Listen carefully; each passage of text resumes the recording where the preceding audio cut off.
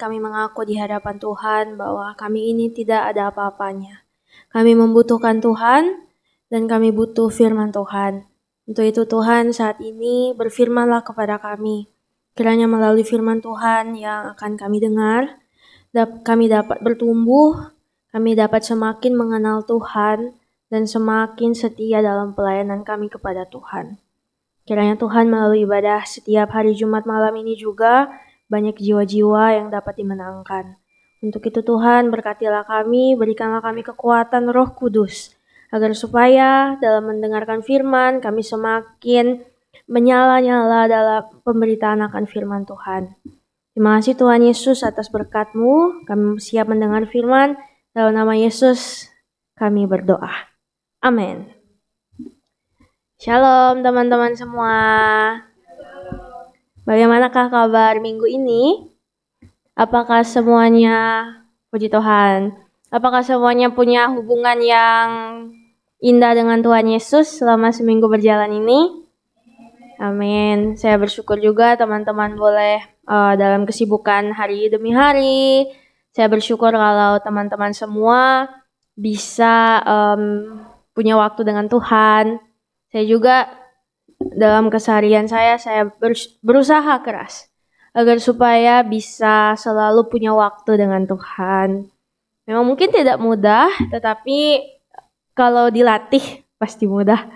Ya, jadi untuk itu teman-teman, mari sama-sama kita akan mendengarkan firman Tuhan.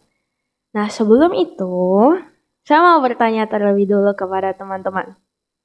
Nah, tahu nggak apa itu promise? Janji, betul. Nah, waktu mendengar kata janji, apa yang muncul di pikiran kita semua? Apa sih janji itu? Coba kita ambil beberapa detik untuk berpikir. Janji. Kapan ya kita mendengar kata janji ini? Mungkin.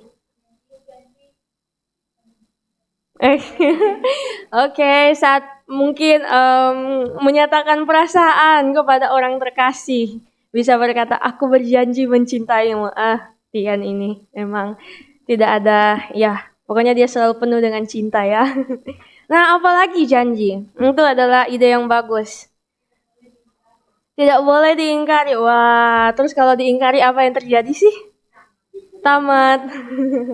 Oke, betul. Nah, selain dalam percintaan, hubungan, janji juga dipakai dalam bisnis, kan? Atau dalam satu kontrak. Nah, jadi itulah sebenarnya janji yang saat ini kita tahu. Atau mungkin teman-teman ada tahu janji yang lain. Janji palsu. Oke. Apa Iska? Janji melayani Tuhan. Wah. Oke, jadi banyak ya janji-janji. Nah, tapi nanti kita akan lihat hari ini. Sebenarnya firman Tuhan hari ini itu memang poinnya ada di dalam kata janji, tapi lebih jelas lagi, lebih detail lagi. Firman Tuhan hari ini itu Oh, tunggu sebentar. Tadi masih mati. Sudah. Terima kasih. Oke, firman Tuhan hari ini berjudul Darah Perjanjian antara Tuhan dengan kita. Ya, jadi tadi kita cuma mencoba cari definisi kata janji, tapi kali ini lebih detail lagi, perjanjian. Jadi sebenarnya kalau janji yang tadi itu promise bahasa Inggrisnya. Tapi kalau perjanjian ini sudah beda, covenant. Jadi itu bahasa yang akan kita pakai hari ini. Dan bukan hanya janji biasa, tapi perjanjian darah. Darah perjanjian antara Tuhan dengan kita. Baiklah teman-teman, kalau sudah siap bisa katakan amin. Oke. Saat ini kita akan membaca bersama-sama di dalam kitab Keluaran 24 ayat 3 sampai 8. Keluaran 24 ayat 3 sampai 8. Kalau sudah menemukan bisa katakan amin. Baiklah, demikianlah firman Tuhan. Saya baca ayat ganjil, teman-teman baca ayatnya yang genap. Dan ayat terakhir kita baca bersama-sama. Saya baca, demikianlah firman Tuhan. Lalu datanglah Musa dan memberitahukan kepada bangsa itu segala firman Tuhan dan segala peraturan itu. Maka seluruh bangsa itu menjawab serentak, segala firman yang telah diucapkan Tuhan itu akan kami lakukan.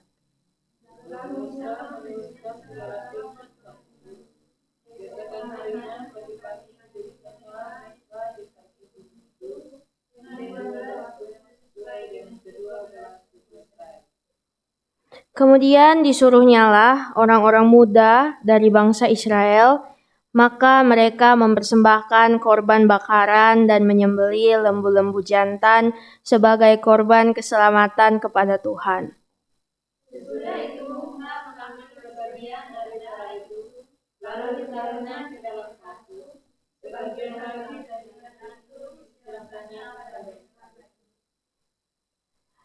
Diambilnyalah kitab perjanjian itu, lalu dibacakannya dengan didengar oleh bangsa itu, dan mereka berkata, segala firman Tuhan akan kami lakukan dan akan kami dengarkan. Mari kita baca sama-sama.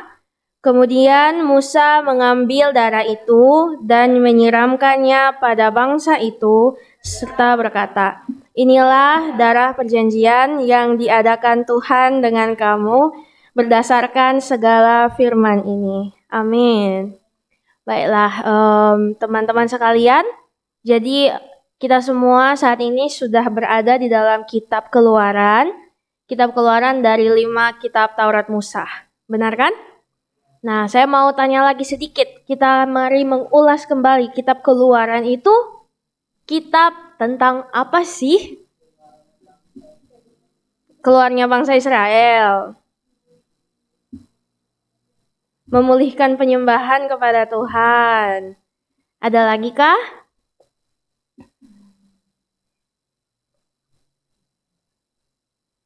Oke, baik. Ya, betul sekali. Terima kasih Kakak Tian. Jadi, jadi memang benar Keluaran itu memang kata keluar ya. Tapi sebenarnya bukan itu intinya. Intinya itu ada di seperti tadi Nonce bilang, memang benar keluar. Tapi Keluaran itu cuma bagian pertama saja, kayak beberapa pasal di awalnya. Tapi lebih daripada itu, kitab Keluaran itu sebenarnya bercerita tentang kemah suci, pembangunan kemah suci, dan seperti arti yang lebih dalamnya lagi seperti Nonce bilang, memulihkan penyembahan yang benar. Tapi ya kitab Keluaran itu sebenarnya berfokuskan itu lebih ke kemah suci. Jadi kalau teman-teman lihat pasal terakhir dari kitab Keluaran itu sebenarnya berakhir dengan selesainya kemah suci. Jadi begitu teman-teman. Nah, selain tentang kemah suci, jadi kan kita juga akan mempelajari ke depannya, atau mungkin di ibadah hari Minggu, kita sudah pelajari sedikit demi sedikit tentang pembangunan kemah suci, ruang kudus, ruang maha kudus. Lalu setelah itu kita telah juga mempelajari tentang tabir, tabut perjanjian, terus roti sajian, dan berapa kandil ya? Ya, dengan 7 kandil ya. Saya lupa, mohon maaf, nanti saya cek lagi. Dan juga dengan tutup pendamaian. Oh iya, benar, yang paling penting. Ya, jadi semua itu kita juga akan pelajari dalam kitab Keluaran. Nah, teman-teman, adakah yang masih ingat firman Tuhan minggu lalu itu tentang apa? Adakah yang masih ingat? Jadi minggu lalu itu hari Jumat kita belajar tentang di hadapan Tuhan. Jadi itu dalam pasal 23 tentang ibadah perayaan-perayaan kalau teman-teman masih ingat. Nah, hari ini kita akan lebih dalam tentang bagaimana perjanjian itu dilaksanakan di antara Tuhan dengan umat-umatnya. Sebenarnya kata umat ini sangat penting. Oke, jadi teman-teman seperti tadi teman kita Tien, saudari Tien berkata bahwa perjanjian itu, janji itu kadang diucapkan dari sepasang kekasih. Jadi sebenarnya ada sedikit fakta sejarah yang kita lihat. Kalau ada yang masih ingat dari khotbah Bapak Pendeta beberapa minggu lalu, Vena Amoris. Jadi sebenarnya, walaupun memang setelah dilihat secara ilmiah itu tidak begitu akurat, tapi sebenarnya zaman dahulu kala kenapa orang-orang sampai sekarang kalau pasang cincin cinta, pernikahan kah, apapun itu kah, pertunangan, pasti dipasang di jari manis. Karena inilah gambarnya yang dipercaya orang Mesir zaman itu. Tidak kelihatan. Anyway. Jadi dulu mereka berpikir bahwa ada pembuluh darah, ada urat nadi yang terhubung dengan dada, dengan jantung. Jadi mereka berkata bahwa cincin itu kan bulat ya. Jadi sangat terikat. Jadi kayak tidak ada ujungnya. Ya, cinta itu seperti tidak ada ujung. Nah, lalu setelah itu, selain itu, cincin itu karena di jari manis ini mereka percaya, tapi sebenarnya tidak benar begitu. Tidak terlalu akurat maksudnya. Jadi katanya di situ pembuluh darahnya nyambung sampai di jantung. Jadi kalau taruh cincin di situ berarti seisi hidup mencintai wanita itu. Nah, katanya begitu dari Mesir. Dan itu budaya itu diadopsi oleh orang Roma. Maka itu karena diadopsi oleh Roma ini kan berperan besar untuk budaya Barat. Nah, orang Barat dari Eropa kah, Amerika, mereka juga mengadopsi budaya itu. Dan makanya itulah sampai sekarang ketika mau menikah, memasang cincin di jari manis. Anyway, itu adalah perjanjian manusia dengan manusia ya. Nah, lalu setelah ini kita juga belajar sedikit dari sejarah. Nah, di zaman Timur Tengah kuno, apakah teman-teman pernah belajar tentang sejarah dunia? Kalau belajar sejarah dunia pasti kenal ya Mesopotamia. Mesopotamia sudah pernah dengar? Atau Het? Nah, dulu itu mereka juga saya coba cari-cari. Ternyata mereka itu juga punya cara unik untuk melakukan perjanjian. Bagaimana sih cara unik mereka melakukan perjanjian? Nah, saat mereka membuat perjanjian, jadi sebenarnya itu di zaman kuno itu orang-orang Het dan orang Mesopotamia itu juga kayak suka menjajah negara, kerajaan lebih tepatnya. Jadi raja yang besar itu disebut biasanya suzerain. Suzerain, iya. Raja-raja besar itu saat mau mengambil satu daerah dari daerah kota negeri kecil, dia akan mengikat perjanjian dengan raja dari negeri kecil itu, kerajaan kecil itu.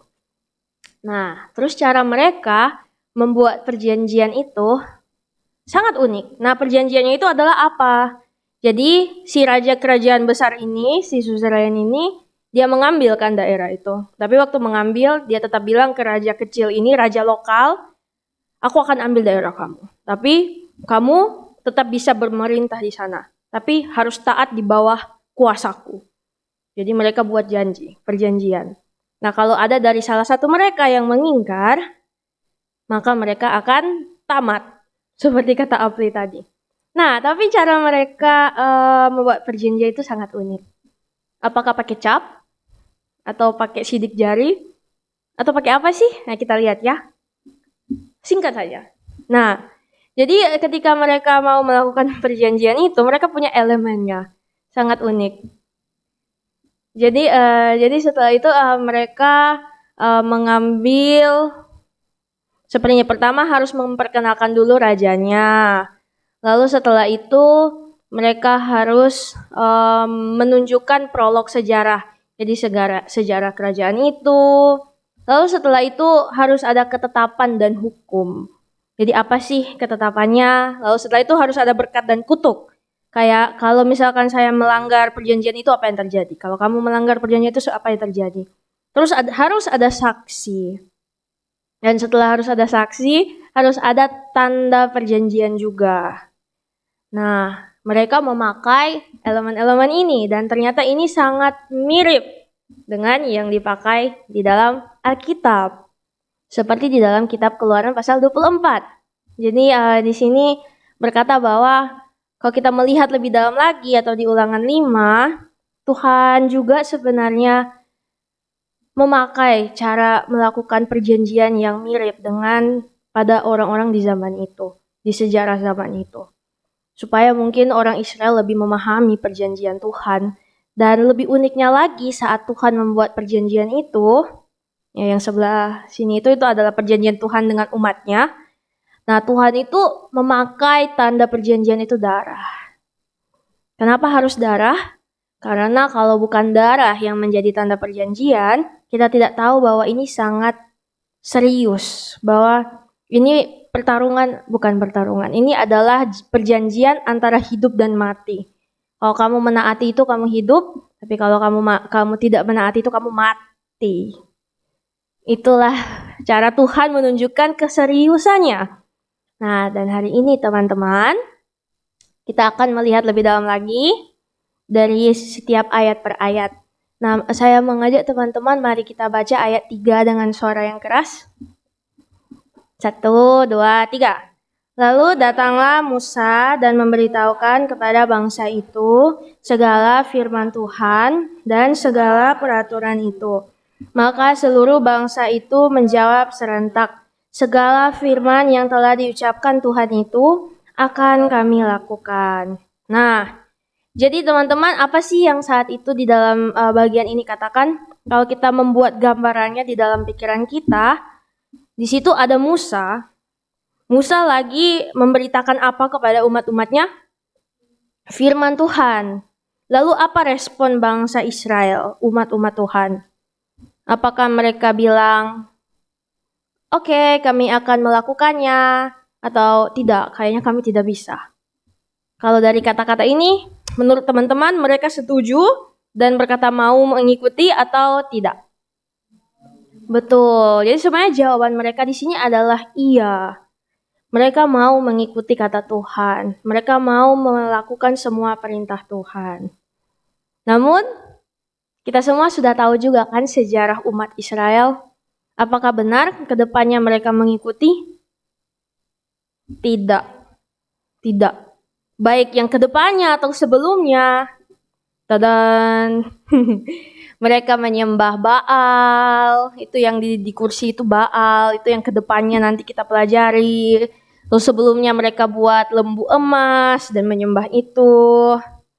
Dan setelah itu mereka juga mereka akhirnya karena kejahatan mereka, kebejatan mereka, mereka telah menduakan Allah, mereka telah melakukan hal-hal yang najis dengan dewa-dewa lain, ilah-ilah lain.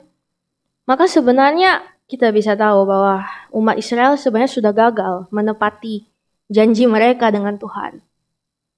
Berarti perjanjian yang tadi mereka gagal. Namun ternyata walaupun janji yang mereka buat itu gagal, ada satu komitmen yang penting yang masih tetap berlaku walaupun mereka gagal. Apakah komitmen itu? Komitmen itu adalah komitmen Tuhan. Tak peduli seberapa jatuhnya bangsa Israel tetap umat-umat Tuhan. Umat Tuhan itu artinya apa? Umat. Itu sebenarnya berkata bahwa kamu adalah milikku.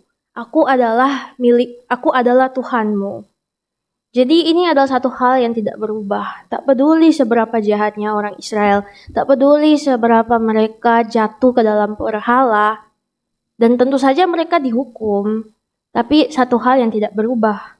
Tuhan selalu memanggil mereka umat-umatku. Tuhan selalu memanggil mereka kepunyaan Tuhan. Dan Tuhan selalu punya jalan untuk menyelamatkan mereka. Jadi teman-teman itu yang bisa kita lihat dari ayat 3. Nah sekarang ayo kita lihat ayat 4 dan 5. Ya, di dalam ayat 4 dan 5, apakah yang bisa kita gambarkan dari situ? Mari kita lihat. Jadi di dalam ayat ini, saya baca ya. Saya tidak bisa baca kekecilan. Lalu Musa menuliskan segala firman Tuhan itu. Keesokan harinya pagi-pagi, didirikannya mesbah di kaki gunung itu dengan 12 tugu sesuai dengan kedua belah suku Israel. Nah, jadi teman-teman di ayat 4 sampai 6 ini kita bisa melihat bahwa Musa menulis segala firman Tuhan. Firman Tuhan yang ia dengar saat Tuhan berfirman. Lalu setelah itu dia membangun mesbah 12 tugu. Nah, itu juga kita masih ingat maksud dari 12 tugu itu. Nah, 12 tugu itu sebenarnya berarti apa? 12 tugu itu sebenarnya berarti 12 suku Israel. Dan kenapa harus dibuat tugu? Supaya firman Tuhan itu diingat dan menjadi sesuatu yang kekal. Karena tugu itu kayak masih bisa dilihat orang turun-temurun. Lalu setelah itu di ayat selanjutnya kita bisa melihat apa yang dilakukan Musa. Apa yang dilakukannya? Ya, dia mengambil darah dari korban bakaran dan menyimpannya. Jadi sebenarnya memang bangsa-bangsa kuno memakai darah sebagai peresmian perjanjian. Menjadi peresmian perjanjian. Lalu sebenarnya arti darah itu adalah perjanjian hidup dan mati. Saya sebenarnya takut lihat darah. Kakak saya juga lebih parah lagi. Kalau dia lihat darah dia pingsan. Tapi dulu sebelum tahu takut darah itu pengen jadi dokter. Untung saja tidak jadi ya. Nah, tapi ternyata darah yang menakutkan itu ternyata memang benar-benar menakutkan zaman dahulu. Karena ini seperti perjanjian antara hidup dan mati seperti itu. Dan coba bayangkan ya, orang-orang zaman dahulu harus lihat darah setiap hari untuk mengikat perjanjian dan untuk menghapus dosa. Pasti baunya juga tidak nyaman ya. Pasti sangat bau busuk dan lengket dan terus juga darahnya bukan cuma satu kantong. Kayak saya kan pernah donor darah ya. Tapi saya agak sedikit lebih ekstrim. Habis sudah full kantong darahnya saya bilang, sus mau lihat dong kantong darahnya. Tapi setelah lihat saya tidak mau lihat lagi. Nah, coba bayangkan orang Israel itu bukan cuma satu kantong darah, tapi kayak berliter-literan darah. Karena kita juga pernah belajar bahwa darah yang sangat banyak untuk seluruh umat Israel itu bahkan mengalir keluar kota Yerusalem, sangat deras, saking banyaknya. Nah, seperti itu teman-teman. Jadi ini memang sangat penting darah untuk kita pelajari. Lalu setelah itu ayat 7 dan 8. Sebelum itu. Nah iya, ini adalah beberapa gambar yang saya dapat dari internet. Saya kurang tahu kalau ini sebenarnya akurat. Tapi seperti itu Musa sedang menulis dan saya tidak tahu ya kalau tugunya setinggi itu. Tapi kira-kira seperti itu. Dan itu juga ada gambar Musa dengan bulu-bulu yang penuh dengan darah. Tapi darah yang ditaruh di bulu itu setengah saja. Setengahnya dia siram kepada umat Israel. Jadi kita bisa bayangkan ya, Tuhan benar-benar mau menunjukkan seberapa pentingnya perjanjian itu dengan Tuhan. Dan seharusnya mereka mati kan saat melanggar perjanjian Tuhan. Tapi ternyata Tuhan begitu memberi kasih karunia sehingga dia tidak benar-benar memusnahkan mereka. Karena memang sudah ada komitmen dari awal bahwa akulah Tuhan Allahmu. Nah dari ayat 7 dan 8 teman-teman, ini adalah saat Musa membacakan kitab perjanjian dan saat itu apa yang mereka katakan lagi? Saat itu mereka sebenarnya bilang lagi, ya kami akan melakukan dan kami akan mendengarkan. Nah teman-teman masih ingat kan Shema yang mengartikan kepada kita bahwa kita harus mendengarkan suara Tuhan. Kita harus melakukan firman Tuhan dan mendengarkan. Jadi teman-teman, mari kita jadi umat-umat Tuhan. Setelah mengetahui darah perjanjian, kita melakukan firman Tuhan dan mendengar firman Tuhan. Mungkin tidak mudah kadang kita lupa, tapi ayo kita berusaha dan minta Roh Kudus, pasti Roh Kudus akan tolong. Nah, jadi di makna ayat 7 dan 8 ini, kita tahu bahwa kembali Tuhan itu ya di ayat 7 kayaknya atau ayat 8. Di situ ditulis bahwa kemudian Musa mengambil darah itu dan menyiramkannya pada bangsa itu serta berkata, inilah darah perjanjian yang diberikan Tuhan, yang diadakan Tuhan dengan kamu berdasarkan segala firman ini.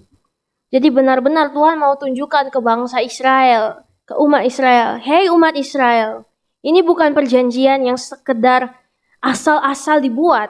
Ini benar-benar kudus dan ini benar-benar sesuatu yang dari Tuhan, yang benar-benar dari Tuhan dengan makna yang penuh.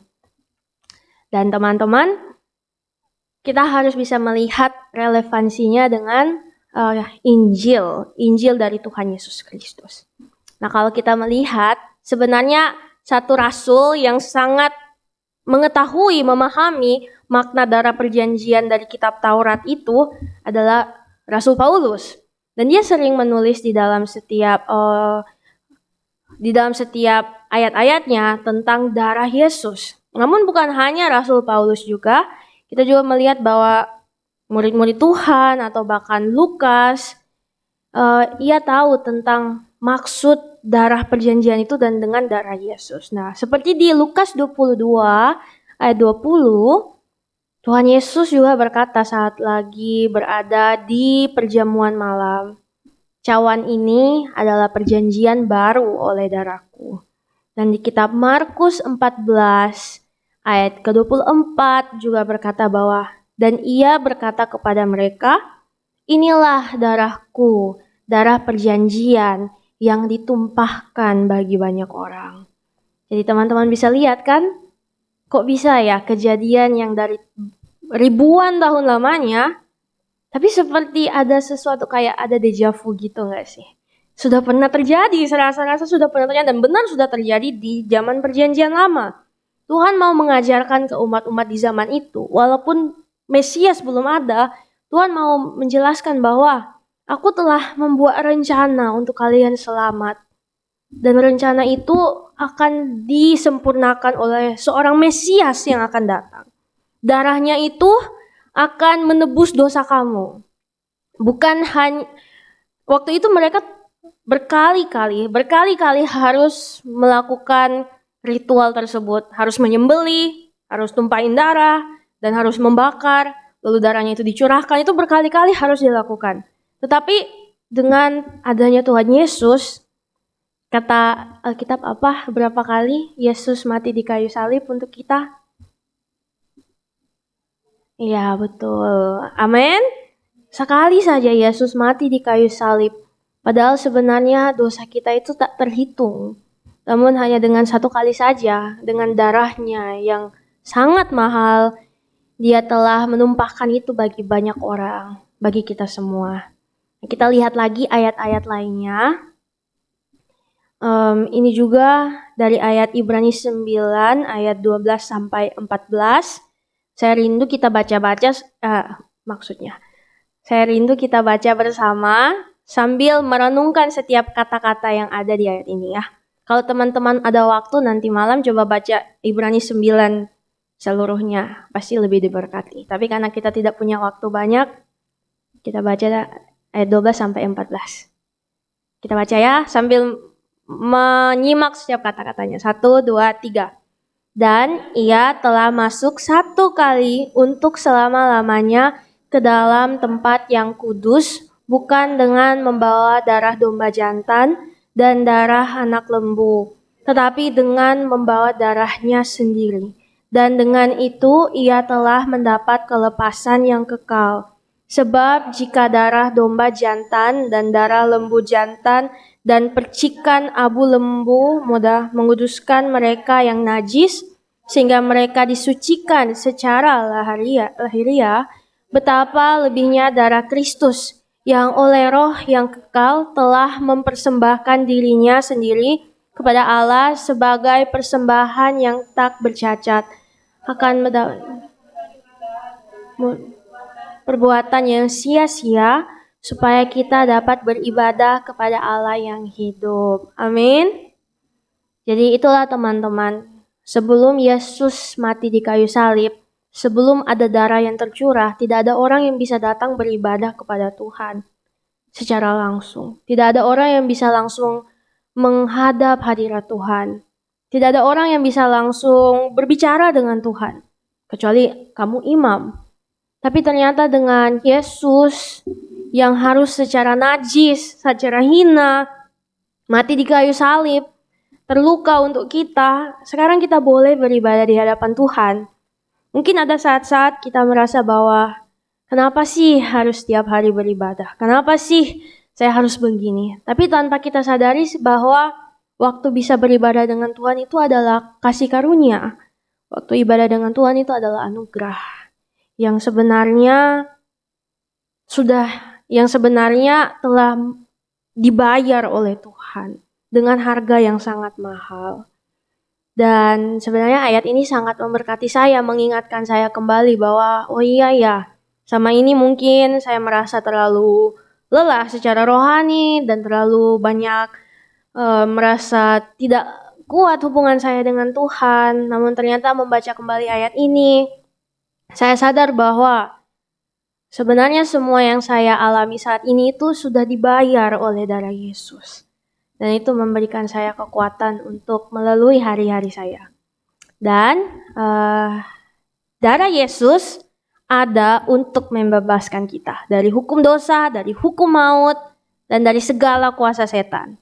Jadi teman-teman, ini adalah beberapa pertanyaan refleksi sebelum kita tutup firman hari ini. Jadi apakah aku menghargai perjanjian Allah dengan hidup yang taat dan bersyukur? Lalu pertanyaan selanjutnya, apakah aku sedang hidup dalam relasi perjanjian atau hanya menjalani agama sebagai kebiasaan kosong? Jadi mungkin ini juga bisa kita renungkan kembali sama-sama, evaluasi kembali. Tidak apa-apa jujur dengan Tuhan. Walaupun kita tidak bisa berbicara kepada orang di samping, tidak apa-apa kita jujur dengan Tuhan. Tuhan, ternyata saya selama ini begini. Atau Tuhan, terima kasih sampai saat ini saya boleh taat. Itu kita bisa jujur di hadapan Tuhan sambil menjawab pertanyaan ini. Terus setelah itu, apakah aku sudah sungguh-sungguh percaya bahwa Yesus telah mengikatkan dirinya dengan aku melalui darahnya? Apakah saya benar-benar percaya atau tidak bahwa Tuhan Yesus telah membuat hubungan yang baru antara saya dengan Tuhan Allah dengan darahnya sendiri? Jadi teman-teman, semoga pertanyaan ini bisa membantu kita merenungkan firman Tuhan lebih dalam lagi. Dan saya berharap firman ini dapat memberkati kita dan mengingatkan kita hari lepas hari seberapa pentingnya perjanjian Allah dengan kita. Semoga makna inti dari kata perjanjian ini tidak kurang dalam hari-hari kita. Malahan semakin kita maknai, semakin kita mengerti. Dan Tuhan Yesus memberkati. Mari kita berdoa. Ya Tuhan, kami sangat bersyukur atas firman Tuhan yang Tuhan telah berikan dalam kehidupan kami. Kami bersyukur Tuhan oleh darah Yesus. Kami telah disucikan, kami telah dikuduskan. Kami telah dipanggil menjadi umat-umat Tuhan. Bantulah kami Tuhan untuk mendengar dan melakukan setiap kata-kata firman Tuhan. Bantu kami Tuhan untuk memaknai perjanjian Tuhan yang bukan dilakukan hanya dengan hal-hal fana, namun dengan darah-Mu yang kekal. Tuhan Yesus, dalam segala kelemahan kami percaya Tuhan akan memakai kami. Sebagaimana Engkau telah memberikan diri-Mu untuk mati bagi kami. Bantulah kami Tuhan untuk lebih dalam lagi hidup di dalam anugerah Tuhan. Tuhan Yesus, inilah doa kami. Di dalam nama Tuhan Yesus Kristus kami berdoa dan bersyukur. Amin.